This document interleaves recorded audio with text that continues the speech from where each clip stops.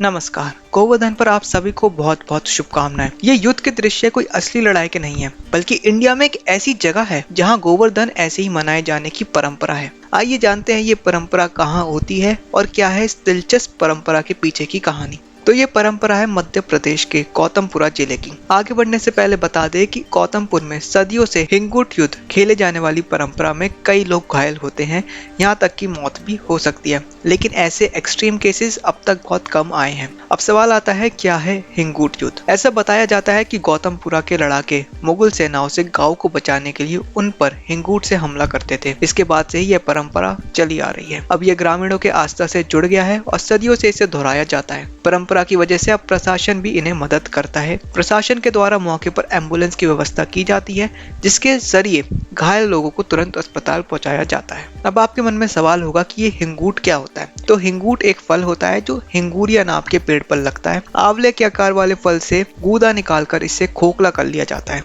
इसके बाद इसमें बारूद भर दिया जाता है। आग दिखाने पर यह किसी अग्निबाण की तरह जलने लगता है। परंपरा के मुताबिक गौतमपुरा और रुणजी गांव के योद्धा आपस में लड़ते हैं। गौतमपुरा के योद्धाओं को तुर्रा और रुणजी के योद्धाओं को कलंगी नाम दिया गया है। सजे धजे ये योद्धा कंधों पर झोले में भरे हिंगूट, एक हाथ में ढाल और दूसरे में जलती बांस की कीमची लाते हैं। योद्धा सबसे पहले देवनारायण मंदिर के दर्शन करते हैं। इसके बाद मंदिरों के सामने ही दर्शकों की सुरक्षा जालियों से घिरे मैदान में एक दूसरे से करीब 200 फीट की दूरी पर दोनों दल आमने सामने आ जाते हैं। गौतमपुरा के तुर्रा दल द्वारा जलता हुआ हिंगूट रुणजी के कलंगी दल पर फेंकने के साथ ही इस युद्ध की शुरुआत हो जाती है। अंधेरा होने तक चलने वाले इस युद्ध में तुर्रा के योद्धा कलंगी के योद्धाओं से युद्ध करते हैं। जैसे ही अंधेरा होता है, युद्ध समाप्त कर दिया जाता है। खास बात यह है कि यह युद्ध हार जीत के लिए नहीं होता है, महज रोमांच के लिए खेल की तरह होता है। इस साल की बात करें तो वहाँ के एसडीएम ने कहा है कि शहर में कोविड के मरीज मिल रहे हैं। पिछले 2 साल गौतमपुरा के लोगों ने जिस तरह से संयम रखा, यदि एक बार और संयम रख ले तो शायद आने वाले साल तक हम इस महामारी से निजात पाने के बाद हिंगूट युद्ध को मना सकते हैं। इस परंपरा पर आपकी क्या राय है, कमेंट बॉक्स में जरूर बताएं।